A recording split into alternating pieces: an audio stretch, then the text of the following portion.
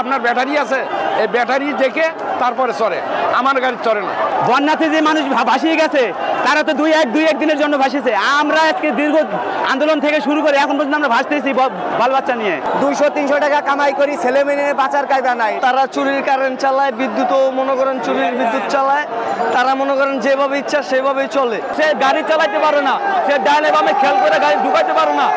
Redmi 13 style বানাই দুনিয়া কাঁপায়। আমার দাবি, এই গরিব মানুষেরা আমরা আমাদের পেটের ভাত জোগাড় পাচ্ছি না। এই অটো রিক্সা শুনিয়ে কয় আপনার ব্যাটারি আছে, এই ব্যাটারি দেখে তারপরে চলে, আমার গাড়ি চলে না, একবারে চলে না।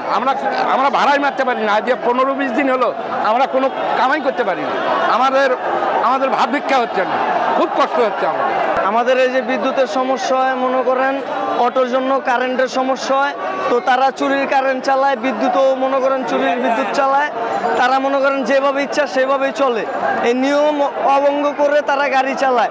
রাস্তাঘাটে ঢাকা শহরে তারা যেভাবে গাড়ি চালায় তাদের গাড়ি চালানো হয় না। তো আমাদের দাবি মানতে হবে, এটাই আমরা চাই। এই যে রিক্সাওয়ালারা কত কষ্ট করি, 3 চাকার গাড়ি চালায় মনে করেন বাড়িতে টাকা পাঠাইতে হয়, কিস্তির টাকা পাঠাইতে হয়। কত মানুষ আছে এরকম রাস্তায় মনে করেন অটো যারা চালায় তারা চালাক না, যে না বলতেছি না, তারা সীমিতভাবে চালাক, তারা মহল্লার ভিতরে চালাক। একবারে আমরা বন্যায় ভাসিতে যাওয়াতেও বেশি ভাসি যাওয়া।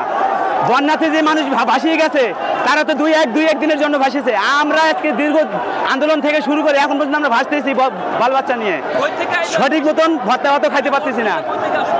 এত অটো রিক্সা এই সরকার পারমিশন দিয়ে এই ঢাকার ভিতরে বিশৃঙ্খলা সৃষ্টি করে দিয়ে লক্ষ আজকে আমরা ভাত পাই না, অটো রিক্সাওয়ালারাই সমস্ত ভাড়া নিয়ে চলে যায়।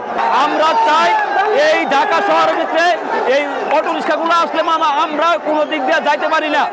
অটো রিক্সার জন্য সে গাড়ি চালাইতে পারে না, সে ডাইনে বামে খেয়াল করে গাড়ি ঢুকাইতে পারে না, অ্যাক্সিডেন্টের আশঙ্কা থাকে।